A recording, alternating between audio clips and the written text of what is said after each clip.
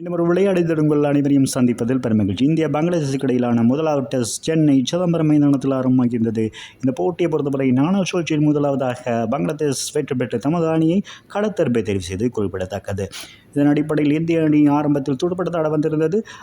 மொத்தமாக 376 ஓட்டங்களுக்கு சகல விக்கெட்டுகளையும் இழந்து கொண்டது குறிப்பிடத்தக்கது. இந்திய அணி ஆகவே ஆரம்ப துடுப்பட்ட ஜஸ்வால் 56 ஓட்டங்கள், ரிஷாட் பண்ட் 39 ஓட்டங்கள் என ஓரளவுக்கு ஓட்டங்களை பெற்றுக் கொடுக்க 144 ஓட்டங்களுக்கு 6 விக்கெட்டுகளை இழந்து தடுமாறிந்த வேளையில் 7வது விக்கெட்டுக்காக ரவிச்சந்திரன் அஸ்வின் மற்றும் ரவீந்திர ஜடேஜா ஆகியோருக்கு இடையிலான ஒரு 7வது விக்கெட் இணைப்பாட்டம் 199 இருந்த காரணத்தினால் இந்த ஓட்டங்களை கௌரவமான ஒரு ஓட்ட எண்ணிக்கை பெறக்கூடியதாக இருந்தது. இதில் ரவிச்சந்திரன் அஸ்வின் தன்னுடைய 6வது சதத்தை பெற்றுக் கொடுத்தார். 113 ஓட்டங்கள் அதிகப்படியாக பெற்றுக் கொடுத்திருந்தார். ரவீந்திர ஜடேஜா 86 ஓட்டங்களை பெற்றுக் கொடுத்தமை குறிப்பிடத்தக்கது. இதன் அடிப்படையில் பங்களாதேஷ் பந்துவீச்சை பொறுத்தவரை ஹசன் முகமது 5 விக்கெட்டுகளையும் அதிகப்படியாக பெற்றுக் கொடுக்க தஸ்கின் அகமட் 3 விக்கெட்டுகள், நாஹித் ராணா மற்றும் மெஹடி ஹசன் மீராஸ் தலா 1 விக்கெட்டுகளையும் பங்களாதேஷ் பந்துவீச்சில் வீழ்த்தியிருந்தன. அதன் பின்னதாக முதலாவது இன்னிங்ஸை ஆரம்பித்திருந்த பங்களாதேஷ் அணி 149 ஓட்டங்களுக்கு சகல விக்கெட்டுகளையும் இழந்து கொண்டது குறிப்பிடத்தக்கது. இதில் அதிகப்படியாக சைபுல் ஹசன் 32 ஓட்டங்களையும், லிட்டன் தாஸ் 22 ஓட்டங்கள், மெஹடின் ஹசன் மிராஸ் ஆட்டமிழக்க 27 ஓட்டங்களையும் பெற்றுக் கொடுத்திருந்தார்கள். இந்திய பந்து வீச்சாளரை பொறுத்தவரை ஜஸ்ரீ பும்ரா 4 விக்கெட்டுகள், முகமது சிராஜ் மற்றும் ஆகாஷ்தீப், ரவீந்திர ஜடேஜா தலா 2 விக்கெட்டுகளையும் இந்திய பந்து வீச்சாளர்கள் வீழ்த்தியிருந்தார்கள் என்பது குறிப்பிடத்தக்கது.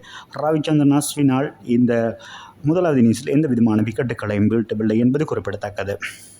ஆகவே இந்திய அணியை பொறுத்தவரையில் முதல் இன்னிங்ஸில் 277 ஓட்டங்கள் அதிகப்படியாக பெற்றுக் கொடுத்ததன் காரணமாக 2வது இன்னிங்ஸை ஆரம்பித்திருந்தார்கள். ஆரம்பத்திலே 3 விக்கெட்டுகளை 67 ஓட்டங்களுக்கு விட்டுக் கொடுத்திருந்தார்கள்.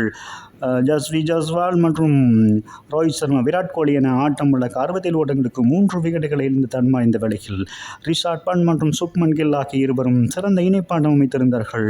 4வது விக்கெட்டுக்காக 167 ஓட்டங்களை அதிரடியாக பெற்றுக் கொடுத்திருந்தமை குறிப்பிடத்தக்கது. இதில் ரிஷாட் பண்ட் அதிரடியாக 109 ஓட்டங்களை பெற்றுக் கொடுத்திருந்தார். மிக நீண்ட நாட்களின் பின்னதாக அணிக்கு திரும்பி ஒரு சிறந்த சதத்தினை பெற்றுக் கொடுத்திருந்தார். சுப்மன் கில் ஆட்டம் இழக்க 119 ஓட்டங்களையும் இந்திய அணி சார்பாக அதிகப்படியாக 2வது இன்னிங்ஸை பெற்றுக் கொடுத்ததும் குறிப்பிடத்தக்கது. ஆகவே இந்திய அணி தலைவர் ரோஹித் சர்மா 4 விக்கெட்டுகளை இழந்து 287 ஓட்டங்கள் பெறப்பட்ட நிலையில் 2வது இன்னிங்ஸை நிறுத்திக் கொள்வதாக முடிவெடுத்ததன் காரணமாக ஏற்கனவே 227 ஓட்டங்கள் முதலாவது இன்னிங்ஸையும் 2வது இன்னிங்ஸ் 280 ஓட்டங்களையும் சேர்த்து 514 ஓட்டங்கள் பெறப்பட்டிருந்தது.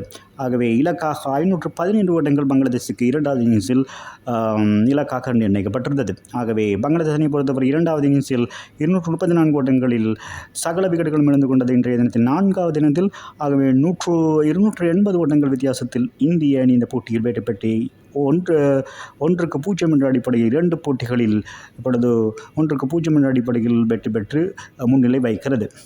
பங்களாதேஷ் துடுப்படுத்த போதில் நஜ்முல் ஹுசைன் சாண்டோ அணியின் தலைவர் 82 ஓட்டங்களை அதிகப்படியாக பெற்றுக் கொடுக்க சாகிர் ஹசன் 33 ஓட்டங்கள், சத்மன் இஸ்லாம் 35 ஓட்டங்கள் என ஓட்டங்களை பெற்றுக் கொடுத்திருந்தார்கள். இந்திய பந்து வீச்சாளரை பொறுத்தவரையில் அனுபவம் வாய்ந்த பந்து வீச்சாளர் சகலத்துறை ஆட்டக்காரர் ரவீந்திரன் அஸ்வின் 21 பந்து ஓவர்களில் 88 ஓட்டங்களுக்கு 6 விக்கெட்டுகளை வீழ்த்தியிருந்தார்.